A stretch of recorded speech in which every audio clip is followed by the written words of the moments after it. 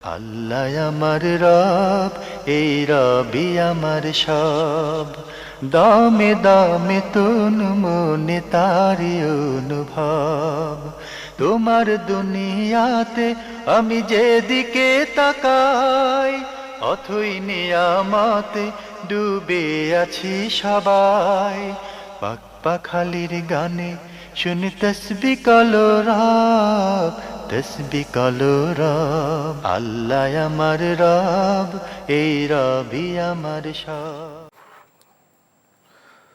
আসসালামু আলাইকুম, আলহামদুলিল্লাহ, আসসালাতু ওয়াসসালাম আলা রাসূলিল্লাহ। প্রিয় দর্শক, আপনারা যারা দেশে আছেন প্রবাসে, সবাইকে জানাই অনেক অনেক প্রীতি ও শুভেচ্ছা। শুরু হলো অ্যান্টিবায় আয়োজিত এবং লাভ হলো নিবেদিত জুমাবারের লাইভ অনুষ্ঠান আপনার জিজ্ঞাসা। আপনাদের সাথে আছি আমি জয়নুল আবেদিন আজাদ, আর আপনাদের মনোজাগা প্রশ্নের জিজ্ঞাসার সরাসরি জবাব দিচ্ছেন বিশিষ্ট আলেম ডক্টর মোহাম্মদ সাইফুল্লাহ। আসসালামু আলাইকুম ওরহমতুল্লাহি ওয়া বারাকাতুহু। প্রিয় দর্শক, আমাদের আজকের প্রাসঙ্গিক আলোচনার বিষয় ইয়ামু আশুরা। চলুন তাহলে জিজ্ঞাসার আলোকিত ভুবনে আমরা প্রশ্ন নিচ্ছি। আসসালামু আলাইকুম। প্রিয় দর্শক, পরিচয় দিয়ে প্রশ্ন করুন। হ্যালো, আসসালামু আলাইকুম। ওয়ালাইকুম আসসালাম। আমি নওগাঁ থেকে রনি বলছি। জি ভাইয়া, বলুন। আমার প্রশ্ন দুটি। প্রথম, এই যে আশুরা রোজাটা, জি, এটা আরবি মাসের কত তারিখ থেকে কত তারিখ পর্যন্ত রাখতে হয়, মানে তার কয়টা রাখতে হয় সহি হাদিস অনুযায়ী? জি, আর দ্বিতীয় প্রশ্ন, যে এখন বর্তমান যে বাংলাদেশে করোনা ভাইরাসের যে প্রাদুর্ভাব, জি, এই অবস্থায় কি বাসায় এখনো নামাজ পড়া যাবে? ধন্যবাদ একটু আপনাকে। জানাবেন। খুবই জীবন ঘনিষ্ঠ প্রশ্ন আপনি করেছেন। প্রথমে আশুরা রোজার প্রসঙ্গে তারিখ কদিন? ধন্যবাদ, খুবই গুরুত্বপূর্ণ প্রশ্ন করেছেন। আশুরা রোজা হচ্ছে মূলত মুহররম মাসের 10 তারিখের যে সিয়াম, এটাকে আশুরা সিয়াম বলা হয়। তাকে শুধুমাত্র মুহররম মাসের 10 তারিখ সিয়াম পালন করা। রাসূলুল্লাহ সাল্লাল্লাহু আলাইহি ওয়াসাল্লাম হাদিস দ্বারা প্রমাণিত হয়েছে, আল্লাহ নবী সাল্লাল্লাহু আলাইহি ওয়াসাল্লাম 10 তারিখে সিয়াম পালন করেছেন। কিন্তু রাসূলুল্লাহ সাল্লাল্লাহু আলাইহি ওয়াসাল্লাম জীবনের একেবারে শেষ সময়ে নবম হিজরি সনে আল্লাহ নবী সাল্লাল্লাহু আলাইহি ওয়াসাল্লামকে যখন এ বিষয়ে ইনফর্ম করা হলো যে আশুরার এই সিয়াম, ইহুদিরাও এই দিনটাকে গুরুত্ব দিয়ে থাকে এবং তারা এই দিনে বিশেষভাবে সিয়াম পালন করে থাকে, ফলে আল্লাহ রাসূল সাল্লাল্লাহু আলাইহি ওয়াসাল্লাম ইচ্ছা পোষণ করেছেন যে যদি লাইন আইশতু ইলা কাবিদিন, যদি আগামী বছর আমি জীবিত থাকি, লা আসুমান্না তাসিআ, নবম তারিখও আমি সিয়াম পালন করব। সেখান থেকে জুমহুর আহলে হাদিস উলামায়ে কেরামগণ বলেছেন, যেহেতু আল্লাহ রাসূল সাল্লাল্লাহু আলাইহি ওয়াসাল্লাম ইহুদিদের বিপরীত করার জন্য নবম তারিখে সিয়াম পালন করতে ইচ্ছা পোষণ করেছেন, তাই 10 তারিখে সিয়াম পালন করবে আশুরার, আর নবম তারিখে সিয়াম পালন করবে ইহুদিদের বিপরীত বা বিরুদ্ধাচরণ করার জন্য। ফলে 9 এবং 10 এই দুই দিনের সিয়াম পালন করাই হচ্ছে সুন্নাহ। আর সেটি আমরা জানি শনি এবং রবি এবছর এই দুই দিনে আমরা সিয়াম পালন করব, যারা আল্লাহ রাব্বুল আলামিনের পক্ষ থেকে সুস্থ থাকবেন এবং যারা সামর্থ্য লাভ করবেন। কেউ যদি 9, 10, 11 রোজা রাখতে চায়? হ্যাঁ, তিনি যদি ইচ্ছা করেন 9, 10, 11 3 দিন সিয়াম পালন করতে পারেন। সেটাও অত্যন্ত ফজিলতের বিষয়, কারণ এর মাধ্যমে তিনি মাসের যে 3 দিনের সিয়াম রয়েছে সেটাও তিনি পালন করতে সক্ষম হয়ে গেলেন। সব দিক থেকে পরিপূর্ণ হয়ে যাবে। আপনি ভাই আরও প্রশ্ন করেছেন, বর্তমানে যে করোনা মহামারীর প্রাদুর্ভাব, তো এই সময় তো আমরা অনেকে বাসায় নামাজ পড়ছি, এখনও কি বাসায় নামাজ পড়া যাবে? করোনা মহামারী যে প্রাদুর্ভাবের কথা আপনি উল্লেখ করেছেন, এটি থেকেই যাবে। এটা আল্লাহ তাআলার উপর আমাদেরকে আল্লাহ তাআলার দিকে ন্যস্ত করতে হবে, আল্লাহ তাআলার উপর আমাদেরকে তাওয়াক্কুল করতে হবে, আমাদের ঈমানকে আরেকটু মজবুত বলিয়ান করতে হবে। বাকি বর্তমান যে প্রেক্ষাপট, সেই প্রেক্ষাপট আমরা দেখতে পেয়েছি যে সব কিছুই চলছে। সুতরাং মসজিদের ব্যাপারেই এই প্রশ্ন। যাদের সুস্থতা আছে, শারীরিক সামর্থ্য আছে, সতর্কতা অবলম্বন করে তাদের উপর ওয়াজিব হচ্ছে তারা মসজিদেই জামাতের সালাত আদায় করবেন, ঘরে আদায় করবেন না। কিন্তু যাদের শারীরিক কোনো অসুস্থতা রয়েছে, বিশেষ করে বিভিন্ন রোগে আক্রান্ত, তারা যদি এই আশঙ্কার কারণে মসজিদে অংশগ্রহণ না করেন, তাহলে অবশ্যই তারা গুনাহগার হবেন না, অথবা এর জন্য তাদের যেই সালাতের যেই গ্রহণযোগ্যতার বিষয়টি সেটা প্রশ্নবিদ্ধ হবে না, তাদের জন্য জায়েজ রয়েছে। বাকি যারা সুস্থ সবল আছেন, সব কিছু করতেছে, বাজারে যাচ্ছে, মানে জায়গায় যাচ্ছে, অফিসে যাচ্ছে, বিভিন্ন কাজকর্ম করতেছে, তাদের জন্য সতর্কতা অবলম্বন করে মসজিদে সালাত আদায় করাটাই হচ্ছে উত্তম। এবং যেহেতু এক্ষেত্রে আমরা সব কিছু করতে পারতেছি, আর সুতরাং মসজিদের জন্য এই কথা বলার সুযোগ নেই যে মসজিদে যাব কি যাব না, বরং মসজিদে যাওয়াটাই হচ্ছে তাদের জন্য শ্রেয়। আমরা জানলাম। প্রিয় দর্শক, প্রশ্ন নিচ্ছি। আসসালামু আলাইকুম, পরিচয় দিয়ে প্রশ্ন করুন। জি, ওয়ালাইকুম আসসালাম। আমার প্রশ্ন হচ্ছে যে আমার একবার এশার নামাজ কাজা হয়েছিল, হ্যাঁ, তখন আমি এশার ফরজটুকু শুধু কাজা আদায় করেছিলাম, কিন্তু বিতরটা করি নাই। হ্যাঁ, তখন এখন আমার মনে এটা যাচ্ছে যে আমি যে তখন 2 দিনের আমার একটা অনুষ্ঠানের কারণে কাজা হয়েছিল, যদি সেটার জন্য আমি অনুতপ্ত, কিন্তু আমি ওই ভিতরে কাজাটুকু আদায় করিনি। এখন কি সেটা কাজা আদায় করতে হবে? এটা একটা প্রশ্ন। আর আরেকটা প্রশ্ন হচ্ছে যে আমি জানি যে ইসলামে মানে হাদিসে বলা হয়েছে যে খারাপ চিন্তা আসলে ওটা উপেক্ষা করার জন্য বা অনিচ্ছাকৃত খারাপ চিন্তা আসলে সেটার জন্য গুনাহ হবে না ইনশাল্লাহ। কিন্তু আমার ইদানিং প্রচুর খারাপ চিন্তা আসে, কিন্তু সেগুলো ইচ্ছা করেই আসে। মানে আমি চাচ্ছি না মনে করতে, কিন্তু মানে ওই দিকে আমার মন চলে যাচ্ছে এবং ইচ্ছাকৃত ভাবেই খারাপ কথাটা আমার মনের মধ্যে আসতেছে, খুবই খারাপ কথা ইসলামের নিয়ে বা আল্লাহকে নিয়ে। এটার জন্য আমি কি করবো? কিন্তু আমি তো জানি অনিচ্ছাকৃতের জন্য মাফ করা হয়, কিন্তু এটা যে ইচ্ছাকৃত ভাবে আসছে, আমি কি করবো এটার জন্য? ধন্যবাদ আপনাকে। আপনি খুবই গুরুত্বপূর্ণ প্রশ্ন করেছেন। আপনার এশা নামাজ কাজা হয়েছিল, আপনি বলছেন ফরজ আদায় করেছেন, বিতর আদায় করেননি, আপনি অনুতপ্ত। এখন বিতরের কাজা কি আদায় করতে হবে? না, বিতরের কাজ আদায় করতে হবে না আপনাকে। জি। ওনার দ্বিতীয় প্রশ্ন, খারাপ চিন্তা আসে, উনি উপেক্ষা করতে চান, কিন্তু এখন ইচ্ছাকৃতভাবে খারাপ চিন্তা আসছে, এতে গুনাহ হবে কিনা এবং উনি কি করবেন? না, গুনাহ হবে না। 2 নম্বর হচ্ছে এর জন্য বেশি বেশি করে ইস্তেআজা করবেন, আল্লাহ রাব্বুল আলামিনের কাছে আশ্রয় প্রার্থনা করবেন। আউযু বিল্লাহি মিনাশ শাইতানির রাজিম। মানে ইস্তেআজার যে আলফাজগুলো, শব্দগুলো রাসূলুল্লাহ সাল্লাল্লাহু আলাইহি ওয়াসাল্লাম শিক্ষা দিয়েছেন, সেগুলো শিখে নেওয়ার জন্য চেষ্টা করবেন। যদি এই ধরনের কোনো চিন্তা অন্তরের মধ্যে এসে যায়, সাথে সাথেই ইস্তেআজা করার জন্য চেষ্টা করবেন।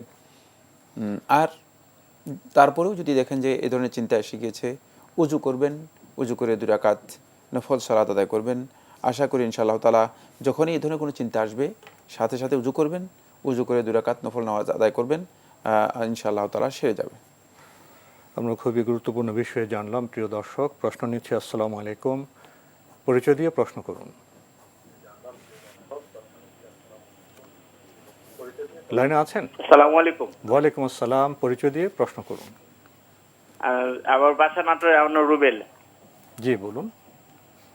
মানে একটা বিষয় বারবার তওবা করার পরেও সেই বিষয়টা মানে আবার হয়ে যাচ্ছে, তো সেই ক্ষেত্রে আমরা কি করতে পারি? আমি খারাপ বিষয় না? জি জি জি। ধন্যবাদ।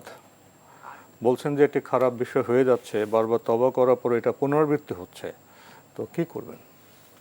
প্রথম কথা হচ্ছে তওবা হচ্ছে না, তওবার মধ্যে মুনাফিকি রয়েছে।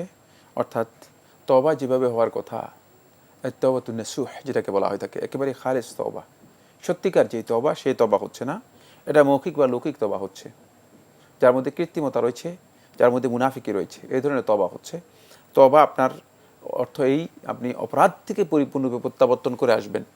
তো অপরাধ থেকে প্রত্যাবর্তন, ফিরে আসেন, ফিরে আসতে পারলেন না, তাহলে সেটা মৌখিক তওবা। তাহলে মৌখিক তওবা হয়েছে। যে তওবা উনি বুঝেননি, মানে তওবাটা হচ্ছে অপরাধ থেকে পরিপূর্ণরূপে ফিরে আসা।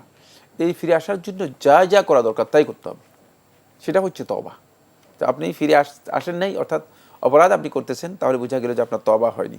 দ্বিতীয় নম্বর যে বিষয়টি, সেটা হলো এখনও আপনি অনুতপ্ত হয়ে, পরিপূর্ণরূপে অনুতপ্ত হয়ে আল্লাহ রাব্বুল আলামিনের কাছে আবার প্রত্যাবর্তন করে আসুন। আল্লাহ বিধানের সামনে আত্মসমর্পণ করে প্রত্যাবর্তন করুন।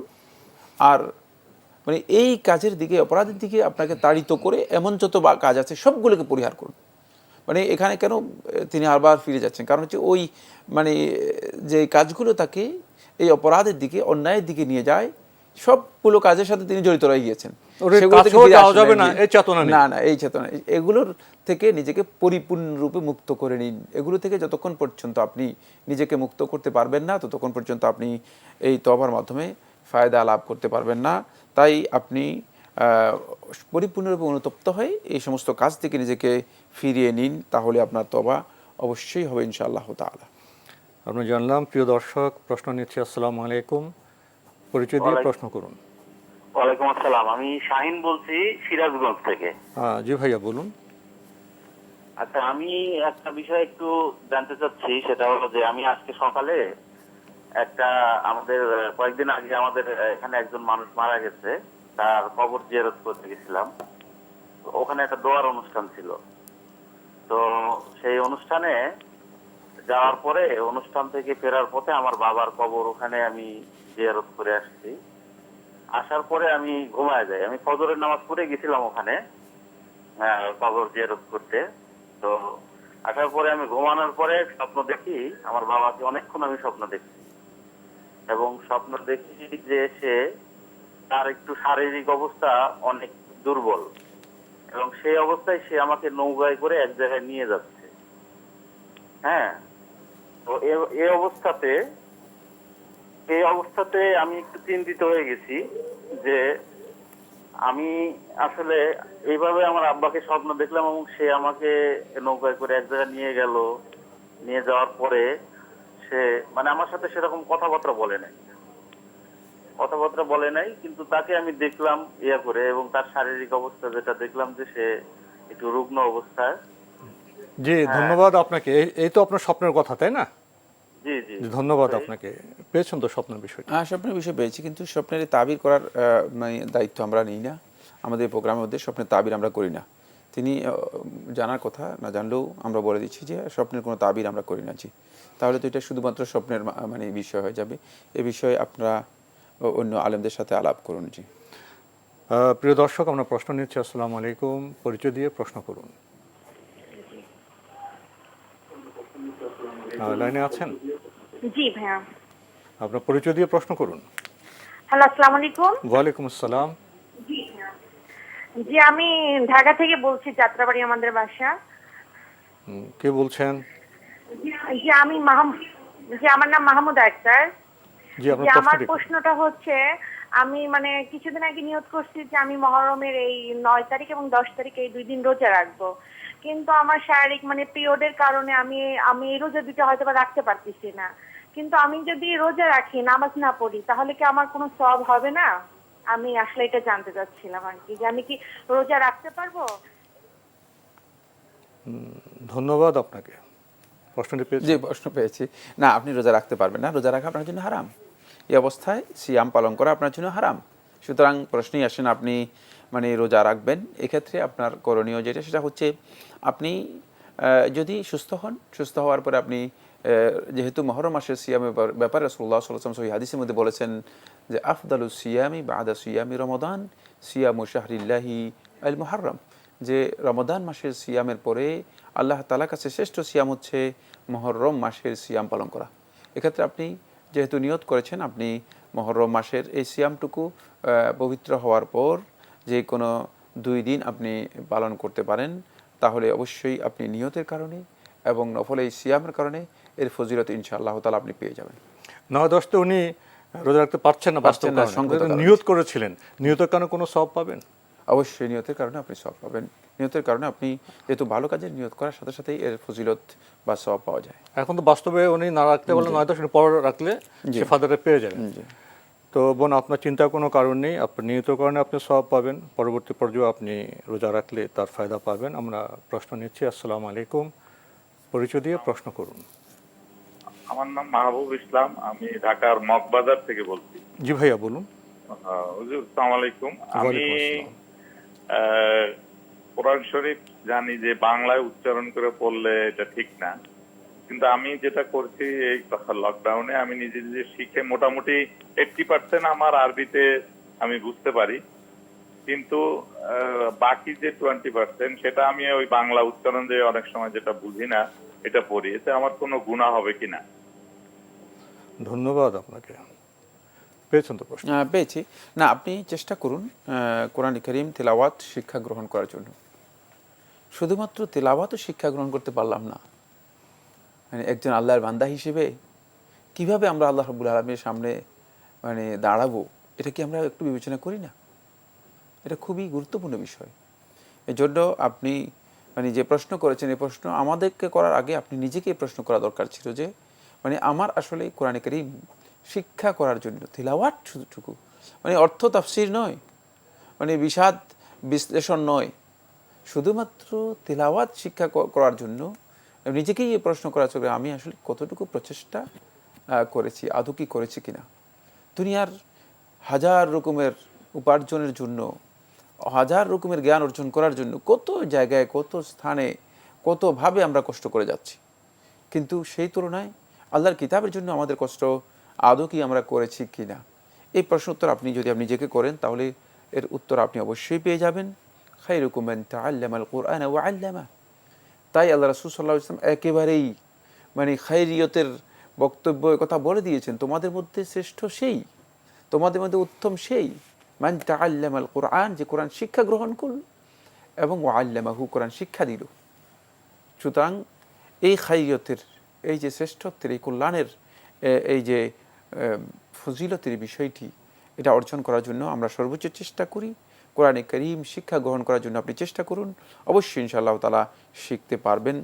বাংলা উচ্চারণের দিকে আপনি যদি ধাবিত হন তাহলে আপনার উচ্চারণটা ভুল হয়ে যাবে, পরবর্তীতে আপনি সেটাকে শুদ্ধ করতে পারবেন না। পরবর্তীতে আপনার উচ্চারণ যখন একবার হয়ে যাবে তখন কিন্তু আপনি এটাকে মানে আবার শুদ্ধ করাটা আপনার জন্য কঠিন হয়ে যাবে। এজন্য শুদ্ধ উচ্চারণটি শেখার জন্য আপনি কোরআনে কারীম তেলাওয়াত জানে এই ধরনের যে কোনো এক ব্যক্তির কাছে কোরআনে কারীম শিক্ষা গ্রহণ করার জন্য চেষ্টা করুন। এটা খুব কঠিন নয়, সহজ। ওয়ালাকাদ ইয়াসসারনাল কুরআন লিযিকরি ফাহাল মিন মুদ্দাকির। আল্লাহ তাআলা কোরআনে কারীমকে আমাদের জন্য অনুধাবন করার জন্য, বোঝার জন্য, মুখস্থ করার জন্য, জানার জন্য, জিকিরের জন্য মানে আল্লাহ সুবহানাহু ওয়া তাআলা এটাকে সহজ করে দিয়েছেন। আল্লাহ তাআলা নিজেই বলেছেন সহজ করে দিয়েছেন। সুতরাং এটি সহজ, আসলে কঠিন নয়। জি প্রিয় ভাই, আপনাকে ধন্যবাদ প্রশ্ন করার জন্য। তো আপনার প্রশ্নের মাধ্যমে বোধহয় আমরা পুরো যে মুসলিম উম্মাহ বা জাতি, আমরা বোধহয় কাঠগড়ায় দাঁড়াতে পারি। পবিত্র কোরআনের সাথে আমাদের আচরণ কেমন হচ্ছে, পবিত্র কোরআনকে আমাদের যেভাবে গ্রহণ করার প্রয়োজন ছিল, পবিত্র কোরআনের পেছনে যেভাবে আমাদের সময় এবং অর্থ ব্যয় করার প্রয়োজন ছিল, সে কাজটি আমরা করছি কি? এই আত্মসমালোচনা শুধু আপনার নয়, আমারও করা দরকার, মুসলিম উম্মাহর সদস্য ভাইদের করা দরকার। কোরআন তেলাওয়াত করব, কিন্তু এখানে সীমাবদ্ধ নয়। কোরআন আমাদের তেলাওয়াত শুদ্ধভাবে শিখতে হবে, অর্থ বুঝতে হবে এবং আমাদের গবেষণা করতে হবে, এবং জীবনে যে বিচিত্র সম্পর্ক সূত্র, সেখানে পবিত্র কোরআন কতটা বাস্তবায়ন করতে পারছি, সেই বিবেচনাবোধ আমাদের থাকতে হবে। আপনার প্রশ্নের আলোকে এই আবেদনটি পুরো মুসলিম উম্মার কাছে আমরা রাখতে চাই। প্রশ্ন নিচ্ছি। আসসালামু আলাইকুম। প্রিয় দর্শক, পরিচয় দিয়ে প্রশ্ন করুন।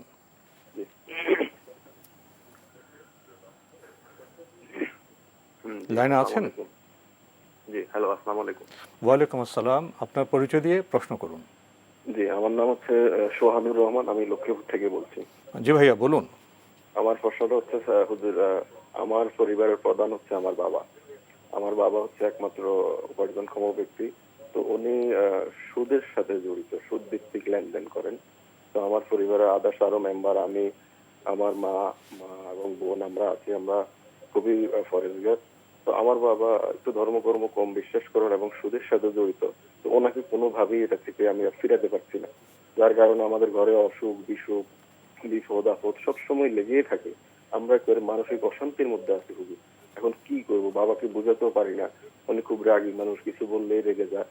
মানে আমরা খুব মানসিক অশান্তির মধ্যে আছি হুজুর। একটু যদি আমাকে একটা পরামর্শ সাজেস্ট করতেন। আপনি তো প্রাপ্তবয়স্ক, আপনি কি কিছু করেন? হ্যাঁ, আমি একজন চাকরি করি, আমি নিজে স্বাবলম্বী, কিন্তু আমার বাবাকে আমি পরিবারের সাপোর্ট করি। তো আপনার মূল প্রশ্নটি হলো আপনার বাবাকে কি করে সুদ থেকে ফেরাবেন, এটাই তো? হ্যাঁ হ্যাঁ হ্যাঁ, জি হুজুর। ধন্যবাদ আমি বুঝাতে আপনাকে। পারতেছি না, আমি অনেক চেষ্টা করতেছি, পরিবারও চেষ্টা করে। জি, ধন্যবাদ আপনাকে। পরিবারের কথা বললেন, অসুখ বিসুখ বিপদ যাচ্ছেন, বাবাকে কি করে বক্তব্য ফেরাবেন? থেকে খুবই স্পষ্ট যে তিনি স্বাবলম্বী বলেছেন যে তার আব্বা সুদের সাথে জড়িত, তাকে বোঝানো হচ্ছে কিন্তু তিনি বোঝার চেষ্টা করেন না, অত্যন্ত রাগী মানুষ।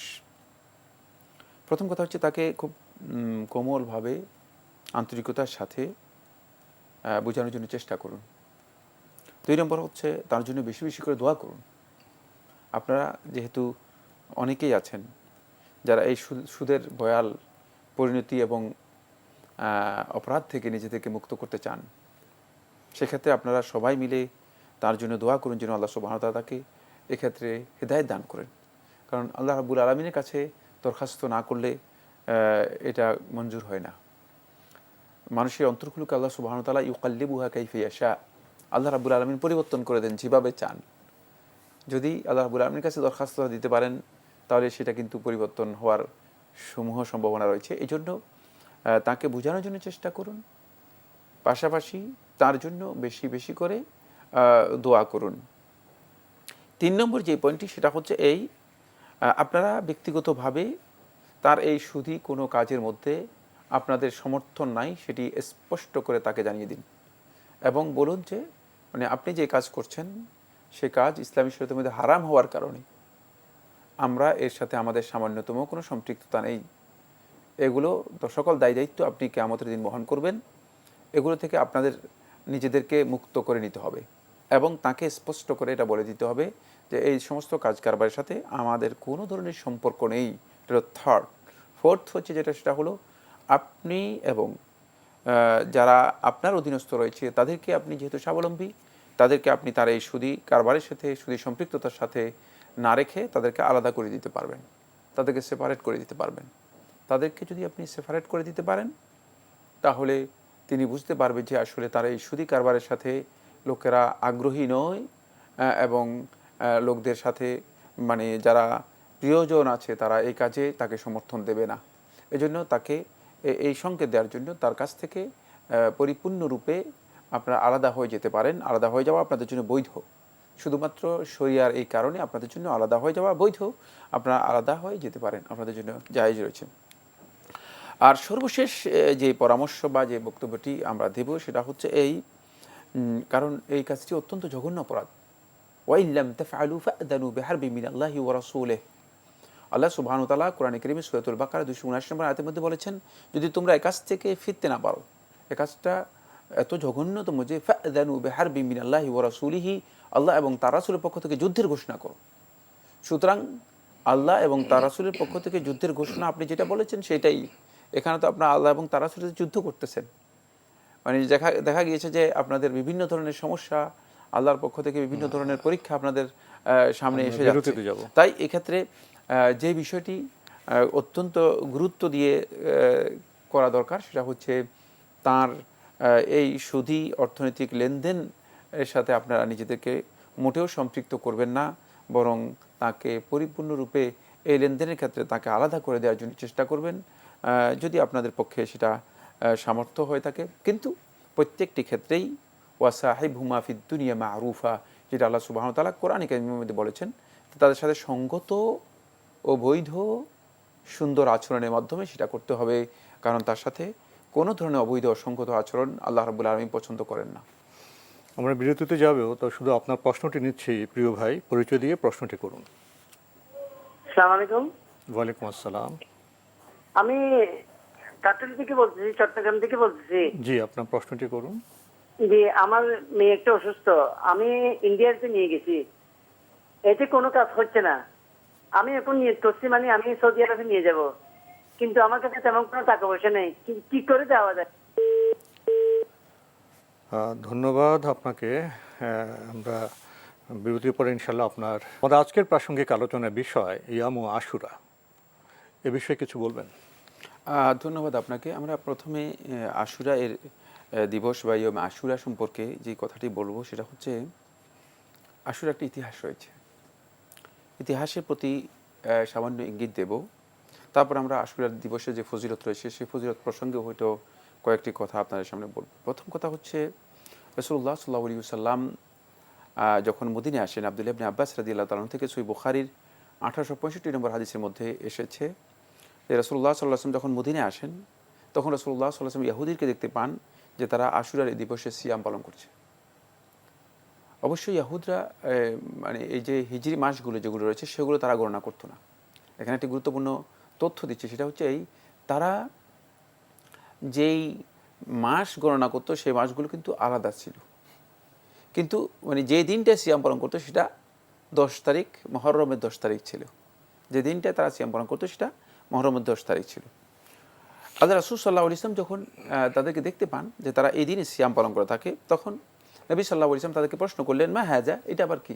মানে এই দিনে তোমরা কেন সিয়াম পালন করছো, বা এই দিনের কি গুরুত্ব, এই দিন কি? তখন রাসূলুল্লাহ সাল্লাল্লাহু আলাইহি ওয়াসাল্লাম এর প্রশ্নের উত্তরের মধ্যে তারা বলেছে, হাজা ইয়াউমুন সালেহ। খুব ভালো করে লক্ষ্য করুন যে এটি সহিহ বুখারী riwayat-এর মধ্যে এসেছে। তারা বলেছেন যে হাজা ইয়াউমুন সালেহ, যে এই দিনটা হচ্ছে অত্যন্ত ভালো একটি দিবস, মানে পুণ্যময় একটি দিবস, যে দিনের মধ্যে মানে ভালো কাজ করার দিবস, এই জিনিসটি বোঝানোর জন্য তারা বলেছে হাজা ইয়াউমুন সালেহ। অবশ্য সহিহ মুসলিমের আরেকটি রেওয়ায়তের মধ্যে এসেছে হাজা ইয়াউমুন আযীম, এটি হচ্ছে একটি মহিমান্বিত দিবস, এটি বড় দিবস। তারা এখানে মানে এটি হচ্ছে সহিহ মুসলিমের রেওয়ায়তের মধ্যে এসেছে, আর এটি বলেছি সহিহ বুখারী রেওয়ায়তের মধ্যে এসেছে। এরপরে তারা এটাকে এক্সপ্লেইন করেছে এভাবে যে হাজা ইয়াউমুন, এমন একটি দিবস, নাজ্জাল্লাহু বনি ইসরাঈল মিন আদুওয়িহিম, যে আল্লাহ সুবহানাহু ওয়া তাআলা বনি ইসরাঈলকে তাদের দুশমনদের থেকে পরিত্রাণ দিয়েছে। এই দিনে বনি ইসরাঈল তাদের যে দুশমন ছিল সেই দুশমন থেকে আল্লাহ সুবহানাহু ওয়া তাআলা তাদেরকে পরিত্রাণ দিয়েছে। সহিহ মুসলিমের রওয়ায়াতের মধ্যে এভাবে এসেছে আনজাল্লাহু ফীহি মূসা ওয়া কওমাহু মিন ওয়া গাররাকা ফিরআউনা ওয়া কওমাহু, যে আল্লাহ সুবহানাহু ওয়া তাআলা এই দিনে মূসা এবং তার সম্প্রদায় বনি ইসরাঈলকে আল্লাহ সুবহানাহু ওয়া তাআলা পরিত্রাণ দিয়েছেন, এবং ফেরাউন বাহিনীকে আল্লাহ সুবহানাহু ওয়া তাআলা এই দিনে আল্লাহ রাব্বুল আলামিন পানিতে ডুবিয়ে মেরেছেন। ফলে তারা বলেন যে ফাসামাহু মূসা, এই দিনে সিয়াম পালন করেছে মূসা আলাইহিস সালাতু ওয়াস সালাম। সহিহ মুসলিমের রওয়ায়াতের মধ্যে এসেছে ফাসামাহু মূসা শুকরান লিল্লাহি তাআলা, যে মূসা আলাইহিস সালাতু ওয়াস সালাম আল্লাহ রাব্বুল আলামিনের শুকরিয়া আদায় করার জন্য এই দিনের সিয়াম পালন করেছে।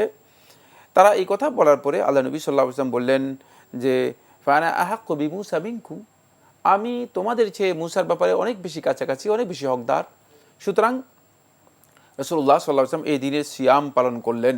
রাসূলুল্লাহ সাল্লাল্লাহু আলাইহি ওয়াসাল্লাম এই দিনে সিয়াম পালন করলেন, ওয়া আমারা বিসিয়ামিহি, এবং এই দিনে সিয়াম পালন করতে বলেছেন। সহিহ বুখারীর আরেকটি রওয়ায়াতের মধ্যে এসেছে রাসূলুল্লাহ সাল্লাল্লাহু আলাইহি ওয়াসাল্লাম বললেন আনতুম আহাক্কু বিমূসা মিনহুম, ইহুদীদের চেয়ে তোমরা মূসার ব্যাপারে সবচেয়ে বেশি হকদার। ফাসুমু, সুতরাং তোমরা এই দিনে সিয়াম পালন করো। সহিহ বুখারীর আরেকটি রওয়ায়াতের মধ্যে এসেছে ফানাসুমুহু তা'যীমান লাহু নাহনু নাসুমুহু তা'যীমান লাহু, ইহুদিরা এই কথা বলেছে যে আমরা এই দিনের মর্যাদা সাব্যস্ত করার জন্য এই দিনের সিয়াম পালন করে থাকি। এই রেওয়ায়াত থেকে বোঝা যায় এই দিনটি ইহুদিদের কাছে অত্যন্ত মহিমান্বিত দিবস ছিল এবং পরিত্রাণ দিবস ছিল, মুক্তির দিবস ছিল। এই দিনে আল্লাহ রাব্বুল আলামিনের পক্ষ থেকে বনি ইসরায়েলের জন্য সাহায্য এসেছে, হক এর বিজয় হয়েছে। ফলে মূসা আলাইহিস সালাতু ওয়াস সালাম শুকরিয়া আদায় করার জন্য সিয়াম পালন করেছেন। রাসূলুল্লাহ সাল্লাল্লাহু আলাইহি ওয়াসাল্লাম এই দিনে সিয়াম পালন করতে বলেছেন, এই দিনে সিয়াম পালন করতে বলেছেন। আমরা যখন সহিহ বুখারী ও মুসলিমের আরেকটি হাদিসের মধ্যে যাব, যে হাদিসটি উম্মুল মুমিনিন আয়েশা রাদিয়াল্লাহু তাআলা বর্ণনা করেছেন, আমরা দেখতে পাবো যে আয়েশা রাদিয়াল্লাহু তাআলা বলেন যে রাসূলুল্লাহ সাল্লাল্লাহু আলাইহি ওয়াসাল্লাম যখন ইয়াউমে আশুরা যখন হতো, আল্লাহ নবী সাল্লাল্লাহু আলাইহি ওয়াসাল্লাম সিয়াম পালন করতেন, এবং তাসুমহু কুরাইশ ফিল জাহিলিয়া, জাহিলি যুগে কুরাইশও এই দিনের সিয়াম পালন করত, এবং রাসূলুল্লাহ সাল্লাল্লাহু আলাইহি ওয়াসাল্লাম এই দিনের সিয়াম নিজেও পালন করেছেন জাহিলি যুগে। এখান থেকে বোঝা যায় যে এই সিয়ামটি শুধুমাত্র মূসা আলাইহিস সালাতু ওয়াস সালামের সময় যে ছিল তা নয়, বরং জাহিলি সমাজের লোকদের কাছেও মানে এই দিনের বিষয়টি পরিচিত ছিল। ফলে তারাও এই দিনের সিয়াম পালন করত, 10ই মুহররমের এই দিনের সিয়াম তারা পালন করত। ফলে আল্লাহ নবী সাল্লাল্লাহু আলাইহি ওয়াসাল্লাম যখন মক্কায় ছিলেন তখন নবী সাল্লাল্লাহু আলাইহি ওয়াসাল্লাম এই আশুরা সিয়ামটা নিয়মিত পালন করতেন, এমনভাবে নিয়মিত পালন করতেন যে কেউ কেউ বলেছেন যে রমাদান মাসে সিয়াম ফরজ হওয়ার পর আগে আল্লাহ নবী সাল্লাল্লাহু আলাইহি ওয়াসাল্লাম সাহাবায়ে কেরামদেরকেও এই দিনের সিয়াম পালন করতে নির্দেশ দিতেন। মনে হচ্ছে যে এটা ফরজ, মানে বাধ্যতামূলকভাবে রাসূলুল্লাহ সাল্লাল্লাহু আলাইহি ওয়াসাল্লাম সাহাবায়ে কেরামদেরকেও নির্দেশ দিতেন। কিন্তু যখন দ্বিতীয় হিজরিতে আল্লাহ সুবহানাহু ওয়া তাআলা রমাদান মাসে সিয়াম ফরজ করে দিলেন, তখন রাসূলুল্লাহ সাল্লাল্লাহু আলাইহি ওয়াসাল্লাম বললেন যে রমাদান আশুরার যে সিয়াম রয়েছে এই সিয়াম রাসূলুল্লাহ সাল্লাল্লাহু আলাইহি ওয়াসাল্লাম বর্জন করলেন। আর রাসূলুল্লাহ সাল্লাল্লাহু আলাইহি ওয়াসাল্লাম তখন সাহাবায়ে কেরামদেরকে ইখতিয়ার দিলেন, বললেন ফামান শাআ সামাহু, তোমাদের মধ্যে যে ইচ্ছা করে সে সিয়াম পালন করবে, ওয়া মান শাআ তারাকাহু, যে ইচ্ছা করে সে এই দিনের সিয়াম পালন করবে। বাধ্যতামূলক থাকতো না, তখন বাধ্যতামূলক আর থাকেনি। তাহলে বোঝা গেল কিন্তু গুরুত্বপূর্ণ এবং এটা সুন্নাহ। এই দিনের সিয়ামটি আল্লাহ নবী সাল্লাল্লাহু আলাইহি ওয়াসাল্লাম আগেও পালন করেছেন, কিন্তু মদিনাতে আসার পরে যেটি ঘটলো সেটা হচ্ছে এই নবী সাল্লাল্লাহু আলাইহি ওয়াসাল্লাম এর আরেকটি কারণ জানতে পেরেছেন।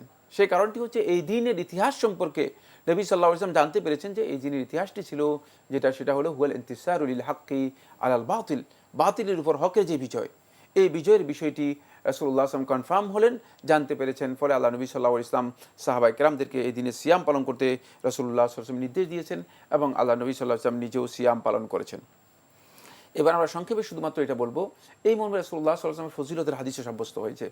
একটি হাদিসের মধ্যে আল্লাহ নবী সাল্লাল্লাহু আলাইহি ওয়াসাল্লাম বলেছেন যে আহতাসিবু আলাল্লাহি আন ইউকাফিরাস সানাতাল্লাতী ক্বাবলাহ, যে আল্লাহ রাব্বুল আলামিনের কাছে আমি আশাবাদ ব্যক্ত করি যে আল্লাহ সুবহানাহু ওয়া তাআলা এই একদিনের সিয়ামের মাধ্যমে আল্লাহ রাব্বুল আলামিন পূর্ববর্তী বছরের গুনাহসমূহকে আল্লাহ সুবহানাহু ওয়া তাআলা ক্ষমা করে দিবেন।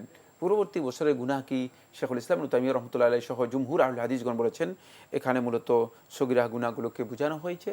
কারণ কাফারাতের জন্য যে সমস্ত রিওয়ায়াতগুলো সাব্যস্ত হয়েছে সেগুলোর ক্ষেত্রে জমহুর আহলে হাদিসের বক্তব্য হচ্ছে কাফারাতের মধ্যে সগীরা গুনাহগুলোকেই বোঝানো হয়েছে। কারণ কবিরা গুনাহের জন্য শর্ত হচ্ছে অবশ্যই আল্লাহর বান্দাগণ তওবা করতে হবে।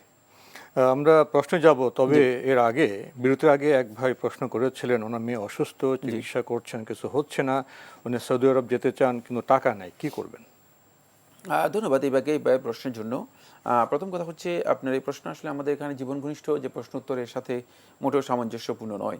2 নম্বর বিষয় হচ্ছে আপনি যখন ইন্ডিয়াতে গিয়েছেন, নিয়ে গেছেন মেয়েকে, তখন তো আপনি এই ধরনের প্রশ্ন করেননি। মানে এখন আপনি সৌদি আরবে যাচ্ছেন, কেন প্রশ্ন করেছেন? তাহলে প্রশ্নটি আসলেই প্রশ্নবিদ্ধ। 3 নম্বর যে বিষয়টি সেটা হলো সৌদি আরবে কেন যাচ্ছেন আপনি?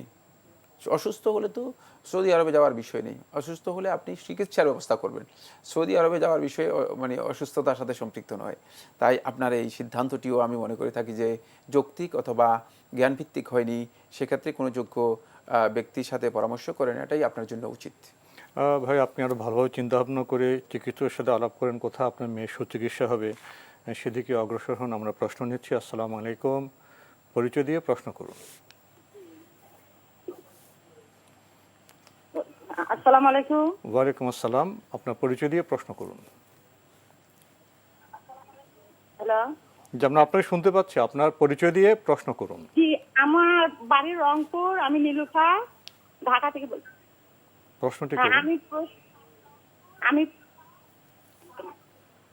আমি প্রশ্ন, আমাদের রংপুরে হলো জমি বন্ধক নেয়, দেখা যায় 1,20,000 1.5 লাখ টাকা দিয়ে জমি বন্ধক নেয়, কিন্তু জি, ওইটা দেখা যায় 2-4 বছর বা 5 বছর পরে ওই টাকাটা রিটার্ন দেয়, আর ওই জমিটা অতদিন খায়, পরে আবার রাত জমি সে টাকাটা দিয়ে জমিটা রিটার্ন নেয়। এটা কি? ধন্যবাদ আপনাকে। জমি বন্ধক, বেশ টাকা দিয়ে জমি বন্ধক নিয়ে 2-4-5 বছর খায়, তারপরে টাকা রিটার্ন দিলে জমি ফেরত পায়। এই বন্ধকি ব্যবস্থা কি ঠিক আছে? এটি আসলে ব্যবস্থা সঠিক নয়। সুদভিত্তিক একটি লেনদেন, এই কাজটি হারাম ইসলামী শরীয়তের মধ্যে, এতে সুদ রয়েছে। বাকি এটাকে বন্ধক নাম দেওয়া হয়েছে, বন্ধকও নয় আসলে, এটা বন্ধকও নয়, বরং এটা হচ্ছে আপনি ঋণের এগেনিস্টে একটি সুবিধা অথবা ফায়দা নেয়ার, মুনাফা নেয়ার, অতিরিক্ত নেয়ার একটা পদ্ধতি। কিন্তু এই পদ্ধতিটাকে জমি বন্ধক হিসেবে আমাদের সমাজের মধ্যে প্রচলিত নাম দেওয়া হয়েছে। এই প্রচলিত নামটি ভুল, বরং এটা হলো ঋণের এগেনিস্টে অতিরিক্ত সুযোগ সুবিধা নেওয়া। রাসূলুল্লাহ সাল্লাল্লাহু আলাইহি ওয়াসাল্লাম একটি দঈফ, দুর্বল হাদিস, সমস্ত ওলামায়ে কেরামের ঐক্যমতে দুর্বল সাব্যস্ত হয়েছে। আবার সমস্ত ওলামায়ে কেরামের ঐক্যমতে হাদিসটি আমলযোগ্য, মানে আমল গ্রহণযোগ্য আমলের দিক থেকে সেটা হচ্ছে কুল্লু কারদিন জারা মানফাআতান ফাহুয়া রিবা, যে যত ঋণ মানুষদেরকে মানে ঋণের মাধ্যমে একটা উপকারিতা ফায়দা নেওয়ার জন্য চেষ্টা করা হয় থাকে, অথবা ফায়দা লাভ করার চেষ্টা করা থাকে, ফাহুয়া রিবা, এটা সুদ। এই মর্মে সাহাবায়ে কেরামদের বক্তব্য সাব্যস্ত হয়েছে, তাবিদের বক্তব্য সাব্যস্ত হয়েছে, সহিহ সনদে বর্ণিত হয়েছে। সুতরাং এই জন্য ইমাম শাফি রহমতুল্লাহ আলাইহি তার কিতাবের মধ্যে উল্লেখ করেছেন এটা হচ্ছে রিবাল কুরুদ, এটা হচ্ছে কর্জের মানে রেবা, এর মাধ্যমে ঋণের মাধ্যমে সুবিধা অর্জন করার কাজটি সম্পন্ন করা হয় থাকে। এটি একেবারেই জঘন্য একটি সুদ ছাড়া আর কিছুই নয়। আমরা জানলাম। প্রিয় দর্শক, প্রশ্ন নিচ্ছে। আসসালামু আলাইকুম, পরিচয় দিয়ে প্রশ্ন করুন। জি জি, আসসালামু আলাইকুম। ওয়ালাইকুম আসসালাম। জি, আমি টাঙ্গাইল থেকে বলছি। জি আমার 2টা প্রশ্ন। জি, একটা হাদিসে আছে যে প্রত্যেক নামাজের পরে পড়তে হবে ইয়ামান লাইয়াস গলাহা সামিয়াং সামিয়া, এরকমের লেখা আছে। এইটা পড়া যাবে কি না? আর আরেকটা হাদিসে আছে প্রত্যেক নামাজের পরে আপনাকে একটু থামতে হবে। আপনি বলছেন যে আপনি হাদিসে পেয়েছেন প্রত্যেক নামাজের পরে একটা দোয়া পড়তে হবে। দোয়াটা আবার বলুন তো, স্পষ্ট করে বলুন তো। ইয়ামান লাইয়াস গলাহা সামিয়া আং সামিয়া ওয়া ইয়ামান লা তাগলা তাহাল মাসাহির ওয়া ইয়ামান। আচ্ছা, এর পরের প্রশ্নটি, এর পরের প্রশ্ন। জি, এরপরে প্রশ্ন আর একটা হাদিসে আছে যে প্রত্যেক নামাজের পরে সূরা ফাতিহা একবার, আয়াতুল কুরসি একবার, সূরা আল ইমরানের 18, 19, 26, 27 আয়াত পড়া যাবে কিনা প্রত্যেক নামাজের পরে? ধন্যবাদ আপনাকে। আপনার জবাবে আমরা আসছি। নামাজ পড়ে হাদিসে বলছেন উনি ইয়া আমানা এই দোয়াটি পড়তে হবে। না, আপনার এই দোয়াটি হাদিস দ্বারা সাব্যস্ত হয়নি। এটি একটি হাদিসে আছে বলেছেন, না হাদিসে এই ধরনের বক্তব্য আসেনি। এটা মানে কারো ইজতিহাদ হতে পারে অথবা বানাওয়াট বক্তব্য হতে পারে। প্রথম বক্তব্যটি সঠিক নয়, দ্বিতীয়টি নামাজ পড়ে সূরা ফাতিহা, আয়াতুল কুরসি, ইমরান পড়তে হবে, তিনিও এই বক্তব্যটিও সঠিক নয়। যেভাবে বলেছেন এই টেক্সটে সঠিক নয়। তবে ফরজ সালাতের পরে একবার আয়াতুল কুরসির বিষয়টি হাদিস দ্বারা সাব্যস্ত হয়েছে।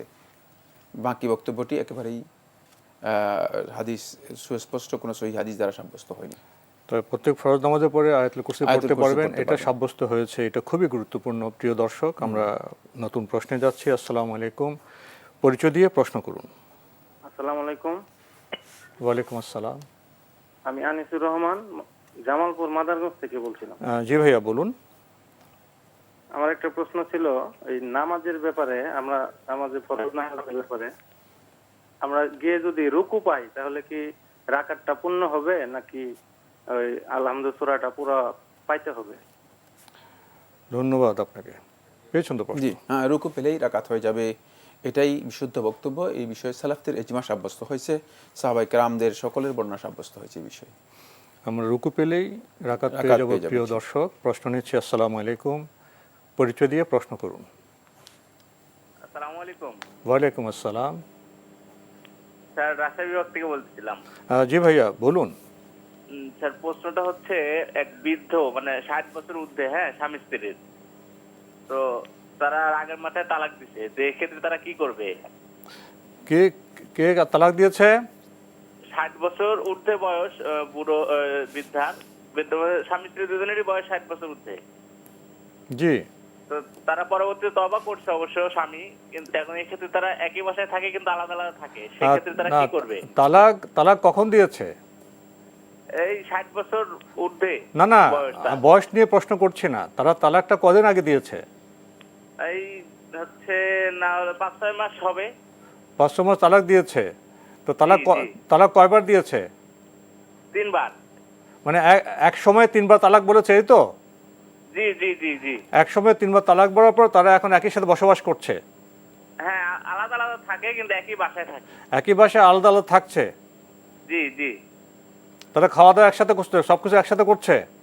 না, খাওয়া দাওয়া একসাথে করে না, সব আলাদা আলাদা করে। আলাদা আলাদা থাকে। তো এখন আপনার প্রশ্ন কি? আমার প্রশ্ন এখন তাহলে এটা সমাধান কি? সমাধান কি? আচ্ছা, ধন্যবাদ আপনাকে। সমাধান কি? ধন্যবাদ। এবারকে সমাধানের জন্য আসলে এটা একজন যোগ্য আলেমের কাছে তাদের বক্তব্য স্টেটমেন্ট সহ লিখিতভাবে নেওয়াটাই উত্তম।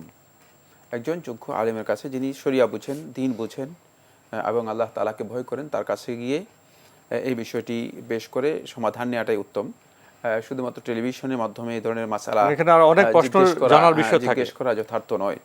তবে এক্ষেত্রে তাদের তালাক যদি তারা একসাথে 3 তালাক দিয়ে থাকেন, শুধুমাত্র এক তালাকই প্রযোজ্য হবে ইসলামী বিধান অনুযায়ী। এক তালাকই প্রযোজ্য হবে ইসলামী বিধান অনুযায়ী। তবে এই মাসালা সহ তালাকের যত মাসালা আছে সকল বিষয়ের আমরা একটাই কথা বলবো, সেটা হচ্ছে একজন যোগ্য আলেম, যিনি শরিয়া বুঝেন, দ্বীন বুঝেন এবং আল্লাহকে ভয় করেন। আমি এই 3টা কথা বলেছি, খুব ইম্পর্টেন্ট। আল্লাহকে ভয় করে না, এই সমস্ত ব্যক্তির কাছে গেলে কিন্তু মাসালা ভুল হয়ে যাবে। আল্লাহকে ভয় করেন এমন ব্যক্তির কাছে বিষয়ে জেনে নেওয়ার জন্য চেষ্টা করুন। আমরা জানলাম। প্রিয় দর্শক, আসসালামু আলাইকুম।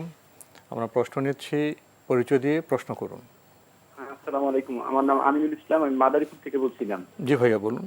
তো আমার একটা কোশ্চেন ছিল শাইখের কাছে যে ফরজ নামাজে জামাতের সহিতে সূরা ফাতিহার মানে সূরা ফাতিহা পড়তে হবে কিনা? পড়তে হবে, যেমন যোহরে এবং আসরে যখন সূরা আসর মানে হুজুরে যখন আস্তে কিরাত পড়ে তখন পড়তে হবে। আমি এইটা জানি আর কি, এটা আমি শুনছি আব্দুল্লাহ জাহাঙ্গীর স্যারের কাছ থেকে, যে এখন আমি যোহরে সূরা ফাতিহা প্রথম দুইটা সূরা ফাতিহা এবং সাথে কি অন্য সূরা আমারও পড়তে হবে জামাতের সহিত পড়লে, এবং আর বাকি যে নামাজ আছে যেমন মাগরিব এশা, মাগরিব থেকে এক রাকাত। ধন্যবাদ আপনাকে, আপনার প্রশ্নটা আমরা পেয়েছি। আপনি বলছেন যে ফরজ নামাজে সূরা ফাতিহা প্রসঙ্গে জামাতে যখন পড়বেন? জি, ফরজ সালাতের মধ্যে সূরা ফাতিহা জামাতে যদি আপনি আদায় করে থাকেন, ইমামের পেছনে পড়বেন, এটাই বিশুদ্ধ বক্তব্য। এটাই কোরআন এবং হাদিসের যে নির্দেশনা রয়েছে সেই নির্দেশনার আলোকে সত্যিকার সঠিক বক্তব্য। তার কারণ হচ্ছে আল্লাহ রাসূল সাল্লাল্লাহু আলাইহি ওয়াসাল্লাম বলেছেন যে লা সালাতা লিমান লাম ইয়াকরা বিফাতিহাতিল কিতাব, যে সূরা ফাতিহা পড়ল না তার সালাতই হলো না। ফলে যারা বলেছেন যে সূরা ফাতিহা এটি সালাতের রুকন, তাদের এই বক্তব্যটা সবচেয়ে বেশি শক্তিশালী, সবচেয়ে বেশি মজবুত। তাই সূরা ফাতিহা যদি কেউ সালাতের মধ্যে না পড়ে থাকেন তাহলে তার সালাত হবে না মর্মে যে বক্তব্যটি রয়েছে রাসূল সাল্লাল্লাহু আলাইহি ওয়াসাল্লামের, এই রেওয়ায়েত একেবারেই বিশুদ্ধ এবং বহু সংখ্যক সাহাবীর বক্তব্যের মাধ্যমে প্রমাণিত হয়েছে। সূরা ফাতিহা পড়াটাই হচ্ছে বিধান। এক্ষেত্রে আলেমদের বিস্তর ইখতিলাফ রয়েছে, মানে এই বিষয়ের উপর আলাদা আলাদা অনেকগুলো বই লেখা হয়েছে। ইখতিলাফ এত বিশাল যে ইখতিলাফের স্তূপ হয়ে গেছে, বিশাল স্তূপ হয়ে গেছে, মানে ইখতিলাফ করতে করতে একটা বিশাল একটা স্তূপ হয়ে গেছে। কিন্তু এই স্তূপ পুরাটাই মানে একেবারেই মানে উড়িয়ে যায় আল্লাহ রাসূল সাল্লাল্লাহু আলাইহি ওয়াসাল্লাম বক্তব্যের সামনে আসবে। সেটা হচ্ছে এই রাসূল সাল্লাল্লাহু আলাইহি ওয়াসাল্লাম সুনির্দিষ্ট করে বলে দিয়েছেন যে সলাতই নয়, এটাকে আল্লাহ রাসূল সাল্লাল্লাহু আলাইহি ওয়াসাল্লাম সলাত হিসেবে গণ্য করেননি। সুতরাং মানে রাসূল সাল্লাল্লাহু আলাইহি ওয়াসাল্লামের বক্তব্যকে এখানে প্রাধান্য দেওয়াটাই হচ্ছে সবচেয়ে বড় গুরুত্বপূর্ণ বিষয়। আরেকটি বিষয় খুবই ইম্পর্টেন্ট, সেটা হলো মানে সলাতের মধ্যে তাহলে আপনি করবেন কি? আপনি মানে বেকার সলাতের মধ্যে দাঁড়িয়ে থাকবেন কি কারণ? সলাতের মধ্যে আল্লাহ রাব্বুল আলামিনের জিকিরের জায়গা, আল্লাহ তাআলার মুনাজাতের জায়গা। আর মুনাজাতের আসলুল মুনাজাত মানে মুনাজাতের মূল বিষয় হচ্ছে সূরাতুল ফাতিহা, যেটা সহিহ রিওয়ায়াত দ্বারা সাব্যস্ত হয়েছে। সলাতের মুনাজাত সূরাতুল ফাতিহার মাধ্যমে সংগঠিত হয়ে থাকে। তো আপনি যদি এই সূরার সাথেই আপনার সম্পর্ক না থাকে তাহলে আপনি সালাতের মধ্যে বেকার দাঁড়িয়ে থাকার অর্থটা কি? সালাতের মধ্যে জিকির আল্লাহ রাব্বুল আলামিনের, এটা আল্লাহ তাআলা মানে একেবারে সালাতের নির্দেশের সাথে যোগ করে দিয়েছেন। ওয়া আকিমিস সালাতা লিযিকরি, যে তোমরা সালাত কায়েম করো আমার জিকিরের জন্য, নির্দিষ্ট করে দিয়েছেন। আর মুনাফিকদের সালাতের মধ্যে আল্লাহ তাআলা বলে দিয়েছেন ওয়ালা ইয়াযকুরুনাল্লাহা ইল্লা কালিলা, আর মুনাফিকরা আল্লাহ রাব্বুল আলামিনের জিকির একেবারেই কম করে। সালাতের মধ্যে আল্লাহ মানে সূরা ফাতিহা পড়ে না, কোনো সূরা পড়ে না, তারপরে মানে কোনো মানে জিকির করে না, শুধুমাত্র উঠবস মানে এগুলো করে। এটা হচ্ছে মুনাফিকদের সালাত। সুতরাং এই সব কিছুকে যদি আমরা সত্যিকার তাহকিক করি, গভীরভাবে এই বিষয়গুলো চিন্তা করি, তাহলে আমাদের কাছে স্পষ্ট হবে সূরা ফাতিহা পড়ার বিষয়টি হচ্ছে যথার্থ, সঠিক এবং রাসূলুল্লাহ সাল্লাল্লাহু আলাইহি ওয়াসাল্লামের হাদিসের নির্দেশ। আমরা জানলাম। প্রিয় দর্শক, প্রশ্ন নিচ্ছি। আসসালামু আলাইকুম, পরিচয় দিয়ে প্রশ্ন করুন। হ্যালো, আসসালামু আলাইকুম। আমি ঢাকা থেকে ওয়ালাইকুম বলছিলাম। আসসালাম। আমার দুইটা প্রশ্ন ছিল। প্রথম প্রশ্ন হচ্ছে, আমি ঘর ভাড়া দিচ্ছি, সেই ঘর ভাড়ার ভাড়াটিয়ায় চায়ের দোকানে সে চাও বিক্রি করে, পানও এবং সিগারেটও বিক্রি করে। তাহলে এই সিগারেটের ব্যবসা জানি হালাল না। এখন মনে করেন ওই টাকা থেকে যদি আমাকে ঘর ভাড়া দেয়, সাথে চা পান সবই বিক্রি করে, শুধু যে সিগারেট তা না, তো ওই টাকা থেকে যদি ঘর ভাড়া দেয়, ওই ভাড়া থেকে আমি কি সংসারে যাবতীয় খরচ করতে পারবো, কিংবা যাকাত দিতে পারবো, কিংবা কোরবানি করতে পারবো? এটা প্রথম প্রশ্ন। আর দ্বিতীয় প্রশ্ন, একটু থামুন, আপনি দ্রুত অনেকগুলো কথা বললেন। আপনি ঘর ভাড়া দিয়েছেন, সেখানে চায়ের দোকান আছে, এই তো? মানে সেখানে না, মানে যাকে ভাড়া দিচ্ছি সেই লোক চায়ের দোকান, মানে তিনি চায়ের দোকানে ব্যবসা করেন, এই তো? হ্যাঁ, চায়ের দোকানে। আর আপনার ঘরে তিনি থাকেন, তাই তো? হ্যাঁ হ্যাঁ হ্যাঁ হ্যাঁ। তো আপনি ঘর ভাড়া দিচ্ছেন? হ্যাঁ, আমাকে দিচ্ছে ঘর। আপনার প্রশ্ন হলো সেই ঘর ভাড়া দিয়ে আপনি যাকাত দিতে পারবেন কিনা, কোরবানি দিতে পারবেন কিনা, এই তো প্রশ্ন? সংসারের খবর, কিন্তু সাথে চায়ের সাথে সিগারেটও বিক্রি করে। ও, সিগারেট। তাহলে মূল প্রশ্নটা হলো চা এবং সিগারেট বিক্রি করে, এই প্রশ্নটা আমরা পেয়েছি। জি, আর পান না? হ্যাঁ হ্যাঁ, আপনার প্রশ্নটা আমরা পেয়েছি। আর কোনো প্রশ্ন আছে? আর দ্বিতীয় প্রশ্ন হচ্ছে যে মুহররমের যে রোজাটা আমরা রাখবো, এটা কি সৌদি আরবের সাথে মিল করে 9-10 রাখবো, না আমাদের বাংলাদেশের সাথে 9-10 রাখবো? ধন্যবাদ আপনাকে, আপনি খুবই সুন্দর প্রশ্ন করেছেন। প্রথম প্রশ্ন, ঘর ভাড়ায় যিনি দিচ্ছেন তিনি চা বিক্রি করেন, পান বিক্রি করেন, সিগারেট বিক্রি করেন। এখন এই ভাড়াটা ঠিক আছে কিনা, উনি কোরবানি এবং যাকাত দিতে পারবেন কিনা এই ভাড়া থেকে? আপনার এই ভাড়াও ঠিক আছে এবং এই ভাড়া থেকে আপনি কোরবানি যাকাত সবই দিতে পারবেন। শেখ মোহাম্মদ সালেহ সামি রহমাল্লাহ তাআলা তার ফতোয়ার মধ্যে বিষয়টি স্পষ্ট উল্লেখ করেছেন। মানে এখানে আপনার হারাম কোনো বিষয়ের সাথে আপনার সম্পৃক্ততা নেই। ওই সিগারেটের বিষয়টা নিয়ে বলছেন। সিগারেট তো সেই ব্যক্তি বিক্রি করেন, কিন্তু উনি করছেন, উনি তো ঘর ভাড়া দিয়েছেন, সুতরাং এক্ষেত্রে তার এই ঘর ভাড়া আপনার সাথে তার যে লেনদেন, সেই লেনদেন বৈধ লেনদেন হচ্ছে। সুতরাং সরাসরি আপনার সাথে যদি বৈধ লেনদেন হয়, এই ক্ষেত্রে আপনার জন্য এটি জায়েজ, এই মর্মে সহিহ হাদিস সাব্যস্ত হয়েছে। রাসূলুল্লাহ সাল্লাল্লাহু আলাইহি ওয়াসাল্লাম ইহুদিদের সাথে লেনদেন করেছেন, বৈধ লেনদেন করেছেন, কিন্তু আমরা জানি ইহুদিরা সুদি কারবারে জড়িত ছিল, মূল বিষয়, এবং অনেক হারাম কাজের সাথে তাদের সম্পৃক্ততা ছিল। এত সত্ত্বেও আল্লাহ নবী সাল্লাল্লাহু আলাইহি ওয়াসাল্লাম ইহুদির সাথে লেনদেন করেছেন। যদি কোনো ব্যক্তি কোনো হারাম কাজের লেনদেন করে থাকে অথবা কোনো হারাম কোনো কাজের সাথে জড়িত থাকে, তার সাথে যদি অন্য কোনো ব্যক্তি কোনো বৈধ কাজে যোগ দেয় এবং বৈধ কাজে বৈধ লেনদেন করে থাকে, তার এই লেনদেন বৈধ, এটি হালাল, এতে তার ওই হারাম কাজের কারণে এই লেনদেন কি হয়ে যাবে না, হারাম বা অবৈধ হয়ে যাবে না। এটি প্রায় মুজমা আলাইহি মাসআলা, মানে প্রায় সমস্ত উলামায়ে কেরামের ঐক্যমতে সাব্যস্ত হয়েছে, কারণ আল্লাহ রাসূল সাল্লাল্লাহু আলাইহি ওয়াসাল্লামের আমল দ্বারা এটি প্রমাণিত। তো বোন, আপনার দুশ্চিন্তার কারণে এই ভাড়া দিয়ে আপনি জাকাতও দিতে পারবেন, কোরবানিও দিতে পারবেন। আমরা বিরতিতে যাব। তো বোন, আরেকটি প্রশ্ন রয়ে গেছে যে মহরমের রোজা রাখবেন, এটা কি সৌদি আরবের তারিখ অনুযায়ী না বাংলাদেশের তারিখ অনুযায়ী? আমরা আসলে সৌদি আরবের সাথে আমাদেরকে এই দিন পালন করার জন্য আল্লাহ তাআলা নির্দেশ দেননি। কোরআন এবং হাদিসের কোথাও এই কথা বলা হয়নি যে তোমরা দিন পালন করো সৌদি আরবকে সামনে রেখে, না, সৌদি আরবের সাথে আমাদের দিন পালন করার কথা বলা হয়নি, বরং আমাদেরকে বলা হয়েছে তোমরা যদি 10 তারিখে মহরমের সিয়াম পালন করো, তাহলে মহরমের 10 তারিখ বাংলাদেশে মহরমের 10 তারিখ, বাংলাদেশে মহরমের 10 তারিখ যেদিন হবে সেদিনই সিয়াম পালন করবেন। এক্ষেত্রে বাংলাদেশের বিধান বাংলাদেশেই প্রযোজ্য। এখন বাংলাদেশে বসে যদি কেউ সৌদি আরবের সময় অনুযায়ী সালাত আদায় করে থাকেন, তাহলে তার সালাত হবে না, তিনি মানে 3 ঘন্টা ডিফারেন্স হবে, 3 ঘন্টা পার্থক্য হয়ে যাবে। মানে সৌদি আরবের বিধান সৌদি আরবের সাথে প্রযোজ্য। যে সমস্ত বিধানগুলো চন্দ্র এবং সূর্যের সাথে সম্পৃক্ত, সেগুলো প্রত্যেকটি বিধানই প্রত্যেকটি জনপদের সাথে সম্পৃক্ত, প্রত্যেকটি বিধান প্রত্যেকটি জনপদের সাথে সম্পৃক্ত। এই মাসআলাটি যিনি বুঝতে পারেন নাই, তিনি আসলে বলা যেতে পারে জ্ঞান পাপী। কারণ হচ্ছে এটা একেবারেই স্পষ্ট বিষয়, দিবালোকের মতো স্পষ্ট বিষয়। মানে এখন বাংলাদেশে যখন টাইম, এখন সৌদি আরবে কোন টাইম, এটা একেবারে দিবালোকের মতো স্পষ্ট। তাহলে স্পষ্ট কথা হলো, বাংলাদেশে মহরম মাসের 10 তারিখে আমরা রোজা রাখবো, এর আগে 9 তারিখে রাখতে পারবো বা 10-11 রাখতে পারবে, কিন্তু সেটি বাংলাদেশের তারিখ অনুযায়ী, সৌদি আরবের তারিখ অনুযায়ী নয়। কোনো বিধানের ক্ষেত্রে, শুধুমাত্র সিয়াম নয়, কোনো বিধানের ক্ষেত্রে আমরা সৌদি আরবের চাঁদ অথবা সূর্যের সাথে জড়িত, সেটা আমরা কোনো বিধানের সাথে সৌদি আরবের সাথে আমাদেরকে মানে পালন করতে নির্দেশ দেওয়া। শুধু একটা ব্যতিক্রম আছে, ইয়ম আরাফা। আরাফা দিনটা সেটা স্থানের কারণে, স্থানটা আরাফাতে যে সৌদি আরবে ওদিন হাজিরা উপস্থিত হবেন, সেদিন আমরা সৌদি আরবের সাথে মিলে আমরা আরাফার রোজাটা রাখবো। শুধুমাত্র আরাফাতের কারণে, যদি আরাফাত না হতো তাহলে স্থানের জন্য, এটা তো সময়ের জন্য না, স্থানের জন্য। এটা ব্যতিক্রমটা আমাদের বুঝতে হবে। আমাদের আজকের প্রাসঙ্গিক আলোচনার বিষয় ইয়ম আশুরা। আশুরা নিয়ে তো আমাদের গণমাধ্যমে অনেক কথা হয়, লেখা হয়, ওয়াজ হয়, মাহফিল হয়।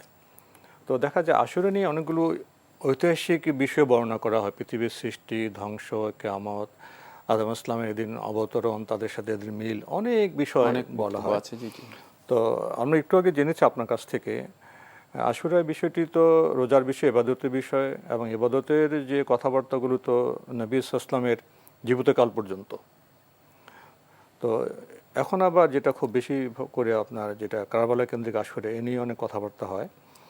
তো কারবালা কেন্দ্রিক যে আশুরা, না, কারবালা এইটা একেবারেই ভুল বক্তব্য। যেটা হলো আশুরা কিন্তু কারবালা কেন্দ্রিক নয়।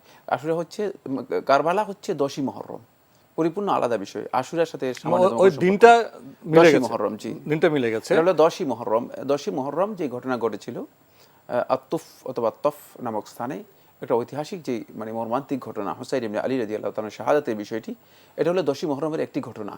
এটা আশুরার সাথে এর সামান্য, তাহলে এটা হলো একটি দিনের মিল আছে, কিন্তু আমাদের আপনার ইতিহাসের সাথে করে মিল নেই, ইতিহাস সম্পূর্ণ আলাদা হাদিসের সাথে। জি, এবং মূল জিনিসটা হলো মুসা ইসলামের সাথে ফেরাউনের যে দ্বন্দ্ব, তাওহীদ নিয়ে যে দ্বন্দ্ব, তো সেই দ্বন্দ্বের পরিণতিতে সাগরে ডুবে ইন্তেকাল করেছে, মারা গেছে মুসা, ফেরাউনের মতো বাহিনী, এবং সেদিন তো বিজয় হলো মুসা ইসলামের, তিনি শুকরিয়ার জন্য। হ্যাঁ, মানে সেখান থেকে আমরা বুঝতে পেরেছি সহিহ মুসলিমের রাওয়ায়াত থেকে ইয়ামুত তাযীম, এটা হলো মর্যাদার দিন। সহিহ বুখারী এবং মুসলিমের রাওয়ায়াতের মধ্যে ইয়ামুস সুলহ অথবা ইয়ামুস সালাহ, মানে এটা একটা ভালো কল্যাণের দিন। তারপরে অন্যান্য রাওয়াতের মধ্যে ইয়ামুশ শুকর, শুকরিয়ার দিন, ইয়ামুন নাজাত, কেউ বলেছেন যে পরিত্রাণের দিবস। সুতরাং আশুরার ঘটনার সাথে মানে আশুরা ইবাদত বলি, মোটেও মিলবে না। ইবাদত বলি, বিধান বলি, রোজা বলি, এগুলো সব মুসা ইসলাম ঘটনার সাথে জড়িত, ওইটাই মূল জিনিস। এরপরে অনেক কিছু যুক্ত হয়েছে এখানে। আশুরার 10ই মুহররম অনেক ঘটনা ঘটেছে, পৃথিবীর ইতিহাসে অসংখ্য ঘটনা ঘটেছে, 10ই মুহররমের অসংখ্য ঘটনা ঘটেছে। তার মধ্যে একটি অত্যন্ত মর্মান্তিক ঐতিহাসিক ঘটনা, যে এই দিনে হুসাইন ইবনে আলী রাদিয়াল্লাহু তাআলা আনহুকে নির্মমভাবে, অন্যায়ভাবে সীমালঙ্ঘন করে শাহাদাত করা হয়েছে এবং তিনি শাহাদাতের এই মর্যাদা লাভ করেছেন। সেই দিবসটিও 61 হিজরি সনের 10ই মুহররম ছিল। 61 হিজরি সনের 10ই মুহররম ছিল। কেউ কেউ বলেছেন শনিবার ছিল, কেউ কেউ বলেছেন শুক্রবার ছিল।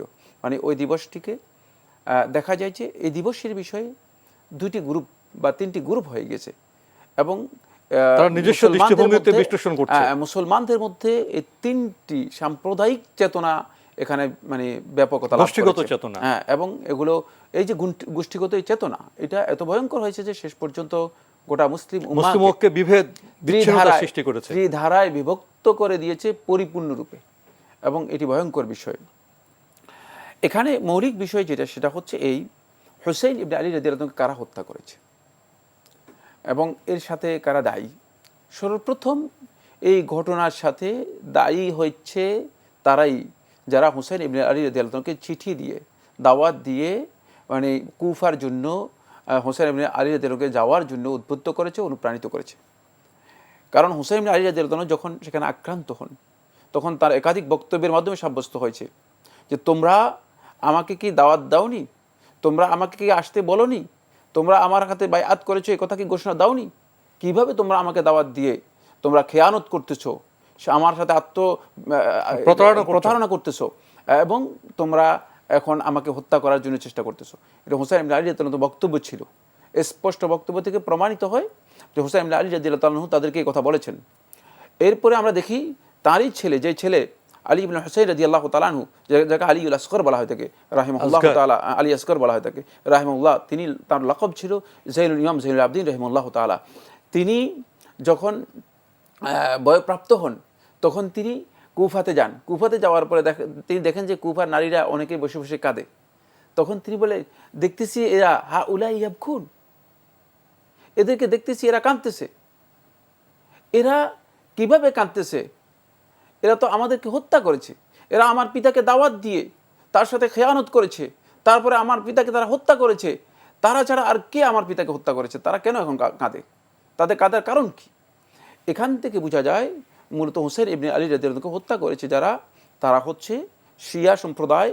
তারাই হুসাইন ইবনে আলী রাদিয়াল্লাহু আনহুর সাথে গাদ্দারি করেছে এবং মুনাফিকি করে তারা হুসাইন ইবনে আলী রাদিয়াল্লাহু আনহুকে হত্যা করেছে। এর জন্য দ্বিতীয় দায় যারা হচ্ছে, যারা খুবই ইম্পর্টেন্ট বিষয়, এগুলো অত্যন্ত গুরুত্বপূর্ণ বিষয় যেটা গোটা উম্মার জানা প্রয়োজন। ইতিহাস বিকৃত হয়ে গেছে, ইতিহাস কবলিত হয়েছে, আগ্রাসিত হয়েছে বিভিন্ন গোষ্ঠী থেকে, গোষ্ঠীর বক্তব্যের মাধ্যমে। দ্বিতীয় যে বিষয়টি, সেটা হচ্ছে উবাইদুল্লাহ ইবনে জিয়াদের মুনাফিক বাহিনী। উবাইদুল্লাহ ইবনে জিয়াদ এই বাহিনীর মধ্যে যারা এসেছিল, এরা একদল লোক ছিল যারা এরাও মুনাফিক ছিল এবং তাদের ষড়যন্ত্রের কারণেই হুসাইন ইবনে আলী রাদিয়াল্লাহু তাআলা আনহু এই একটি ভয়ঙ্কর একটা মানে পরিণতির মুখোমুখি হয়েছিলেন। ফলে উবাইদুল্লাহ ইবনে জিয়াদের এই বাহিনীর সংখ্যা ছিল 4000। খুব ভালো করে লক্ষ্য করুন। আর আলী ইবনে আবি তালেব হুসাইন ইবনে আলী রাদিয়াল্লাহু তাআলা আনহুর যারা বাইআত গ্রহণ করেছে, যারা বলেছে মুসলিম ইবনে আকিলের কাছে, তাদের সংখ্যা ছিল 20000। তো এই 20000 কোথায় গেল? এই 20000 লোক কোথায় গেল? শুধুমাত্র 72 জন লোকের সামনে মানে লোককে ছেড়ে দিয়ে তারা সবাই কি হয়েছে, মানে তারা সবাই এটাকে শুধুমাত্র দৃশ্য দেখার জন্য, মানে অবলোকন করার জন্য তারা চলে গিয়েছে, খেয়ানত করেছে, তারা বড় ধরনের খেয়ানত করেছে। এইদিকে শেমার ইবনে জিলজাওশান আদ-দুবাবি সহ এই ধরনের মুনাফিক যারা ছিল, এই মুনাফিকরা সবাই একত্রিত হয়ে হুসাইন ইবনে আলী রাদিয়াল্লাহু আনহুকে মানে হত্যা করার ষড়যন্ত্র করে এবং তারা চেয়েছিল যে যুদ্ধ করতে আসেননি। এটা যুদ্ধ ছিল না, এটাকে আমরা যুদ্ধ স্বীকার করি। যুদ্ধ করতে আসেননি, এটা যুদ্ধই নয়, এটা ছিল হুসাইন ইবনে আলী, উনি দাওয়াত পেয়েছেন, আমন্ত্রণ পেয়েছেন, এসেছেন কুফাতে এবং তিনি স্পষ্ট তার বক্তব্য থেকে বলেছেন যে তিনি মানে এখানে যুদ্ধের জন্য তিনি আসেননি, প্রশ্নই আসেনি এখানে যুদ্ধ হবে। যুদ্ধ করার মানে যুদ্ধের জন্য আসেনি। তো পরিবার কারণ তার পরিজন পক্ষে শিশুদের নিয়ে ছিল, শিশুরা ছিল, মহিলারা ছিল, প্রশ্নই আসেনি এটা যুদ্ধ হতে পারে। এটাকে অনেকে মনে কারবালার যুদ্ধ, এটাও মিথ্যা কথা, এটা ভুল কথা। এটা হচ্ছে মূলত কারবালার একটি মর্মান্তিক ঘটনা, হত্যাযোগ্য, এটাকে হত্যাযোগ্য বলা যেতে পারে। প্রতারণার মাধ্যমে, প্রতারণার মাধ্যমে এটি হত্যাযোগ্য করা হয়েছে। কারণ এর আগে তারাই হাসান ইবনে আলী রাদিয়াল্লাহু আঘাত করে রক্তাক্ত করেছিল, আমরা জানি, ইতিহাস সাক্ষী দিচ্ছে তারাই।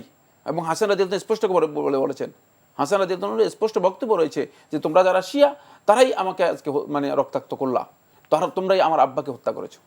এই কথা হাসান রাদিয়াল্লাহু থেকে স্পষ্ট বক্তব্যের মাধ্যমে সাব্যস্ত হয়েছে। আজকে তারা দেখা যায় যে এই দিনটাকেই মানে ওই গোষ্ঠী মাতম এবং তাজিয়া দিবস, এগুলো হচ্ছে প্রতারণা ছাড়া আর কিছুই না, এগুলো প্রতারণার নামান্তর। তো আপনার এই যে কারবালার যে ঘটনা, এই যে এটি ট্র্যাজেডি, মর্মান্তিক ঘটনা, এখান থেকে আমাদের শেখার বিষয় কি আছে? শেখার অনেকগুলি বিষয় রয়েছে। সেটা হচ্ছে মুসলিম জুলমের সামনে কোনোদিন মাথা নত করবে না, জুলমকে স্বীকার করে নেবে না, অন্যায়ের কাছে মাথা নত করবে না। জীবন এর মূল্যের চেয়ে অন্যায়কে প্রতিবাদ করা সবচেয়ে শ্রেষ্ঠ বিষয়। তৃতীয় নম্বর যে বিষয়টি সেটা হলো এই ইসলামের বিধান এর মধ্যেই মূলত শৃঙ্খলা এবং শান্তি রয়েছে। মুনাফিকরা এখানে ইসলামের বিধানকে লঙ্ঘন করার কারণে এই ধরনের একটি রক্তপাত ঘটেছে। মানে মুনাফিকদের সবসময় সতর্ক থাকতে হবে। হ্যাঁ, সতর্ক থাকতে, যুগে যুগে রক্তপাত যে হয়েছে, হত্যাযজ্ঞ হয়েছে, এগুলোর পেছনে যারা কাজ করেছে সবগুলো মুনাফিক ছিল। আর এই রক্তপাতগুলো মুসলমানদের ভুল সিদ্ধান্তের কারণে বেশিরভাগ হয়ে থাকে। আমরা দেখেছি এই খুব কাছাকাছি সময় আপনি দেখতে পাবেন মুসলমানদের রক্ত প্রবাহিত হয়েছে বিভিন্ন ঘটনার বিভিন্ন প্রেক্ষাপটে, যেগুলো আমরা জানি, পত্রপত্রিকা আমরা দেখেছি, সবগুলো মুসলমানদের ভুল সিদ্ধান্ত, ইসলাম সম্পর্কে অজ্ঞতার কারণেই। মুনাফিকদের যে প্রতারণা, আমাদের সচেতন থাকতে হবে, সতর্ক থাকতে হবে প্রিয় দর্শক। তবে কারবালার যে ঘটনা সেটা খুবই মর্মান্তিক, সেটা আমাদের মধ্যে রক্তক্ষরণ করে এবং সাথে সাথে সতর্কতার বিষয়গুলো স্পষ্ট করে, বিশেষ করে মুনাফিকদের যে আহ্বান, মুনাফিকদের যে প্রচারণা, সে সম্পর্কে তখনকার মতো এখনও সতর্ক থাকা খুবই গুরুত্বপূর্ণ। প্রিয় দর্শক, আমরা প্রশ্ন নিচ্ছি। আসসালামু আলাইকুম, পরিচয় দিয়ে প্রশ্ন করুন। আমি ফটিকছড়ি থেকে জেসমিন বলতেছি। জি, আমার দুটো প্রশ্ন। পুরুষেরা যেরকম সিজদা দিলে ক্ষেতের নিচে জায়গা থাকে, মহিলারা সেভাবে সিজদা দেবে? আর আরেকটা প্রশ্ন, আমি 40 জুমা মানত করেছি। 40 জুমা বলতে কি বৃহস্পতিবার আর শুক্রবার মিলে? আপনি কি মানত করেছেন? আমি 40 জুমা রোজা মানত করেছি। 40 জুমা বলতে কি বৃহস্পতিবার আর শুক্রবার মিলে এক জুমা, নাকি শুধু শুক্রবার থাকলে হবে? আমার দুইটা প্রশ্ন। ধন্যবাদ আপনাকে। আপনি বলছেন যে পুরুষরা যেভাবে সেজদা দেয়, মহিলারা কি সেভাবে সেজদা দেবে? হ্যাঁ, পুরুষরা যেভাবে সিজদা দেয় মহিলারা সেভাবে সিজদা দেওয়াটাই হচ্ছে বিধান। সিজদার জন্য রাসূলুল্লাহ সাল্লাল্লাহু আলাইহি ওয়াসাল্লাম মহিলাদের আলাদা যে কোনো বক্তব্য দিয়েছেন সহিহ রিওয়ায়াত দ্বারা সাব্যস্ত হয়নি। এই মর্মে একটি রিওয়ায়াত ইমাম আবু দাউদ তার মারাসিলের মধ্যে বর্ণনা করেছেন। সেই রিওয়ায়াতটিকে কেউ কেউ মওকুফ বলেছেন, কেউ কেউ মওকুফ সহিহ বলেছেন, মওকুফটা কেউ কেউ সহিহ বলেছেন। কিন্তু যেহেতু সলাতের বিষয়টি এই ধরনের মওকুফ বর্ণনার মাধ্যমে সাব্যস্ত হওয়া একটু বিতর্কিত, আলেমদের মধ্যে বিতর্ক রয়েছে, ফলে উত্তম হচ্ছে যেটা সেটা হলো এই রিওয়ায়াতের উপর নির্ভর করে মহিলারা এভাবে সলাত আদায় করবে না, বরং রাসূলুল্লাহ সাল্লাল্লাহু আলাইহি ওয়াসাল্লাম যেভাবে সলাত আদায় করতে বলেছেন সেভাবে সলাত আদায় করবেন। এখানে একটি মানে বিষয় রয়ে গিয়েছে, সেই বিষয়টি হচ্ছে রাসূলুল্লাহ সাল্লাল্লাহু আলাইহি ওয়াসাল্লামের একটি সহিহ হাদিস রয়েছে, যে সহিহ হাদিসের মধ্যে রাসূলুল্লাহ সাল্লাল্লাহু আলাইহি ওয়াসাল্লাম বলেছেন যে মহিলা রাসূলুল্লাহ সাল্লাল্লাহু আলাইহি ওয়াসাল্লাম সালাতের কথা বলে দিয়েছেন যে কুকুর যেভাবে মানে নিজের মানে সামনের পা দুটি বিছিয়ে যেভাবে একেবারে পরিপূর্ণ বিছিয়ে তারপরে লুটে যায়, এইভাবে সিজদার মধ্যে লুটে যাবে না, এভাবে রাসূল সাল্লাল্লাহু আলাইহি ওয়াসাল্লাম নিষেধ করেছেন। কুকুরের মতো এমবেসাত করতে, নিজেকে একবারে জমিনের সাথে মিশিয়ে দিতে, এটা রাসূল সাল্লাল্লাহু আলাইহি ওয়াসাল্লাম নিষেধ করেছেন। সুতরাং এখান থেকে বোঝা যায় সিজদা এর মধ্যে মহিলাদের যে প্রক্রিয়াটি কুকুরের মতো করার, এটা রাসূলুল্লাহ সাল্লাল্লাহু আলাইহি ওয়াসাল্লামের নিষেধাজ্ঞার মধ্যে অন্তর্ভুক্ত হবে। ফলে এটা উত্তম হচ্ছে যেটা সেটা হলো সিজদায় আল্লাহ নবী সাল্লাল্লাহু আলাইহি ওয়াসাল্লাম যেভাবে সিজদা করতে বলেছেন সেভাবেই সিজদা করবেন। উনি আরেকটি প্রশ্ন করেছেন, উনি 40 জুমা মানত করেছেন রোজা রাখার। ওনার প্রশ্ন হলো এটা কি বৃহস্পতিবার শুক্রবার মিলিয়ে হবে না শুধু শুক্রবার? আপনার এই মানতটি যথার্থ হয়নি। ভুল হয়েছে। জুমাবারের রোজা, জি জি, জুমাবারের রোজা, এই মানতটি আপনার সঠিক হয়নি, যেহেতু নিষিদ্ধ বিষয়ে আপনি মানত করেছেন। জুমাবারে তো আপনার সুন্নাহ নফল রোজা তো রাখা যায় না। এক্ষেত্রে আপনার জন্য মানে উত্তম হচ্ছে যেটা, শুধুমাত্র এই 3 দিনের সিয়াম পালন করে এর কাফারা আদায় করে দেবেন। আমি কি বুঝাতে পারলাম কিনা? আরবি মাসে 13, 14, 15 না, শুধু 3 দিনের সিয়াম পালন করে, হ্যাঁ তিনি আরবি মাসে 13, 14 হতে পারে, অথবা যে কোনো 3 দিন যে একাধারে সিয়াম পালন করবে, একাধারে 3 দিন রোজা রাখবেন, যে কোনো 3 দিন একাধারে সিয়াম পালন করে এর কাফারা আদায় করে দেবেন। আপনার এই মানতটি সঠিক হয়নি, কারণ শুধু জুমার দিনকে সিয়ামের জন্য তাখসিস করা, নির্দিষ্ট করা রাসূলুল্লাহ সাল্লাল্লাহু আলাইহি ওয়াসাল্লাম হাদিস দ্বারা নিষিদ্ধ। প্রিয় দর্শক, আমরা জানলাম সময়ের কারণে আমরা আজকে আর প্রশ্ন নিতে পারছি না, তবে আপনাদের অবগতির জন্য জানাতে পারি আপনার জিজ্ঞাসা অনুষ্ঠানটি সপ্তাহে রবি, সোম, মঙ্গল, বুধ 4 দিন বিকেল 5:30 সম্প্রচার হয়ে থাকে। ওইসব অনুষ্ঠানে আপনাদের মনে জায়গা প্রশ্ন চিঠির মাধ্যমে, ইমেলের মাধ্যমে পাঠাতে পারেন। আমাদের ঠিকানা পরিচালক আপনার জিজ্ঞাসা, এনটিভি, বিএসএসসি ভবন, 7ম তলা, 102 কাজী নজরুল ইসলাম এভিনিউ, কারওয়ান বাজার, ঢাকা 1215। ইমেল অ্যাড্রেস আপনার জিজ্ঞাসা @ntvbd.com। এছাড়া এনটিভি অনলাইনেও আপনারা আমাদের অনুষ্ঠান দেখতে পারবেন, ভিজিট করুন www.ntvbd.com। আমাদের ইউটিউবে এবং ভেরিফাইড ফেসবুক পেজে অনুষ্ঠান দেখতে পারবেন। প্রিয় দর্শক, সবশেষে রয়েছে গ্রন্থ পরিচিতি। আমাদের আজকের গ্রন্থের নাম বিপদ যখন নিয়ামত। বিপদ যখন নিয়ামত।